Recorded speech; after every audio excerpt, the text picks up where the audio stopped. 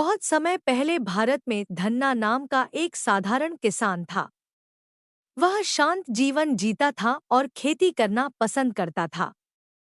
हर दिन अपने खेतों पर जाते समय वह एक पंडित के घर से गुजरता था जो कई अनुष्ठान और पूजा पाठ करते थे, और धन्ना को यह बहुत अच्छा लगता था। एक दिन उसने पंडित को एक पत्थर की मूर्ति को भोजन परोसते हुए देखा, और उसने पंडित से पूछा, तुम पत्थर पर भोजन क्यों लगा रहे हो? पंडित ने उत्तर दिया, यह पत्थर नहीं है, यह ठाकुर जी हैं। यदि कोई ठाकुर जी को प्रसन्न कर लेता है तो उसकी सभी इच्छाएं पूरी होती हैं। तुम्हें पहले ठाकुर जी को भोजन कराना चाहिए, उसके बाद ही तुम भोजन कर सकते हो। धन्ना उत्साहित होकर बोला, वाह, मुझे ठाकुर जी कैसे मिलेंगे? पंडित जल्दी में थे, इसलिए उन्होंने जमीन से एक सामान्य पत्थर उठाया और धन्ना को देते हुए कहा, यह तुम्हारे ठाकुर हैं। धन्ना घर भागा और ठाकुर जी को साफ किया। उसने कुछ रोटियां पकाई और थोड़ी लस्सी बनाई। उन्हें पत्थर पर रखते हुए उसने कहा, ठाकुर जी, मुझे आशा है कि आपको यह भोजन पसंद आएगा।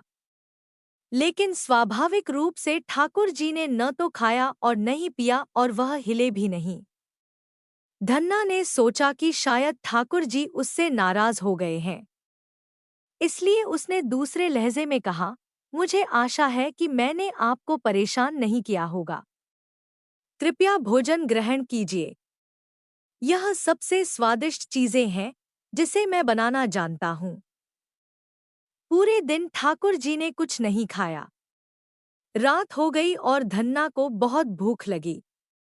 रात बीतने के बाद भी ठाकुर जी ने कुछ नहीं खाया। कभी कभी धन्ना क्रोधित हो जाता, तुम क्यों नहीं खाते? वह ठाकुर जी पर चिल्लाता। कभी कभी वह दुखी हो जाता और चिल्लाता, ओह ठाकुर जी, कृपया खा लो। फिर भी कभी कभी वह विनम्र हो जाता और अंत में भीख मांगने की कोशिश करता। पूरी रात उसने कोशिश की और कुछ भी काम नहीं आया। सुबह हुई और धन्ना जी न तो पूरी रात सोए और न ही कुछ खाया। फिर पूरा अगला दिन और पूरी रात बीत गई और धन्ना जागते रहे और कुछ नहीं खाया। उसने ठाकुर जी से कहा, जब तक आप नहीं खाओगे, मैं भी नहीं खाऊंगा। तीसरे दिन सुबह होने से पहले ही कुछ खास हुआ। धन्ना इतना समर्पित और मासूम था कि भगवान ने एक युवा का वेश धारण करके आने का फैसला किया। वे धन्ना के सामने प्रकट हुए और बोले, मैं आ गया हूँ। युवा धन्ना बहुत खुश हुआ, मुझे पता था कि आप आओगे। तब से दोनों इतने करीब आ गए कि कोई भी चीज और कोई भी उन्हें अलग नहीं कर सकता था। युवक ने धन्ना के लिए सुंदर गीत गाए और जो कुछ भी चाहिए था उसमें उसकी मदद की। एक दिन पंडित धन्ना की झोपड़ी के पास से गुजरा। धन्ना उत्साह से दौड़ा, पंडित जी, मैं आपका जितना भी धन्यवाद करूं कम है। ठाकुर जी सबसे बढ़िया हैं। वह सबसे सुंदर गीत गाते हैं। पंडित हैरान रह गया और उसने पूछा, तुम्हारे ठाकुर जी गाते हैं? धन्ना ने कहा, हाँ, और वह सबसे बढ़िया लस्सी भी बनाते हैं। और देखो, वह खेतों में मेरी मदद भी करते हैं। खेत में हल तो चल रहा था, लेकिन पंडित जी को गायों को हाँकते हुए कोई नहीं दिखाई दिया। अब दोनों आदमी असमंजस में पड़ गए। धन्ना बोला, तुम्हें ठाकुर जी क्यों नहीं दिख रहे? पंडित ने पूछा, तुम ठाकुर जी को कैसे देख सकते हो? भगत धन्ना ने मुस्कुराते हुए पंडित जी को आश्वस्त किया, चिंता मत करो, मैं ठाकुर जी से पूछूंगा, वह सब कुछ जानते हैं। जब धन्ना ने उस युवक से पूछा कि केवल वही उसे क्यों देख सकता है, तो उसने समझाया, जो कोई भी सच्चे मन से नाम का ध्यान करता है, वह मुझे देख सकता है। धन्ना जी ने 1 मिनट सोचा। फिर उन्होंने कहा, मैंने नाम का ध्यान नहीं किया है, फिर मैं आपको कैसे देख सकता हूँ? युवक ने धन्ना के माथे को छुआ और उसी क्षण उसे अपने पिछले जन्मों की सारी बातें याद आ गईं। जन्म जन्मांतरों में उसने देखा कि कैसे धन्ना जी ने अपने आप पर काम किया था। उसने देखा कि अपने पिछले जन्म में धन्ना ने एक गुरु की आज्ञा का पालन किया था।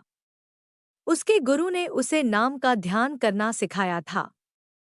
अपने पिछले जन्म में इसी कर्म के कारण धन्ना को ठाकुर जी के दर्शन हुए थे।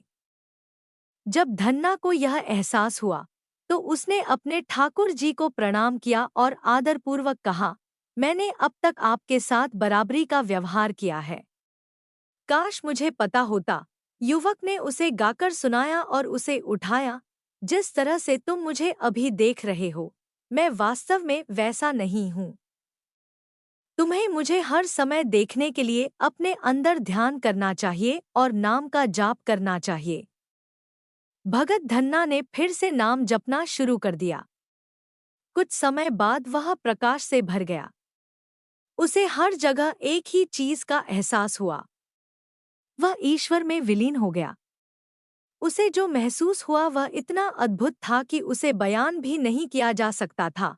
बाद में भगत धन्ना ने इस अनुभव के बारे में कविताएं लिखीं, जिन्हें श्री गुरु ग्रंथ साहिब जी में शामिल किया गया।